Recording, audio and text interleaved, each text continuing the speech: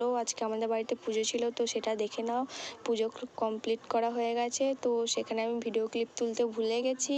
তো দেখো এবার আমি এখানে মাটি করে নিচ্ছি, কারণ আমার পিসি আমাকে গাছ দিয়েছিল অ্যালোভেরা, তো আমি চেয়েছিলাম। তো দেখো এখানে গাছগুলো লাগাচ্ছি আমি আস্তে আস্তে। তো এখানে লাগানো আমার কমপ্লিট হয়ে গেছে, তো এবার আমি জল দিয়ে দিচ্ছি। তো তোমরা দেখো আস্তে আস্তে আমার অনেক গাছগুলোই লাগানো হয়ে গেছে।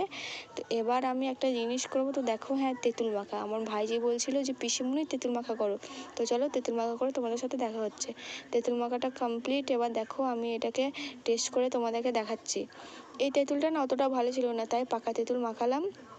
আমার ভাইজি দেখবে, খেয়ে বলবে যে খুব সুন্দর লাগছে, খুব সুন্দর লাগছে। আর আমাদের এখানে একটা পাড়ার পুজোতে ওখানে দেখা করে আসছি, তো দেখতেই পেলে প্রসাদ নিয়ে চলেও এসেছি। তো খুবই সুন্দর হয়েছিল মায়ের প্রসাদ। আজকে কার কার ওখানে পুজো কমেন্ট করে জানিও। তো আর ভিডিওটা এই পর্যন্ত। সবাইকে ধন্যবাদ, আর কমেন্ট করে বলে যাও জয় তারা।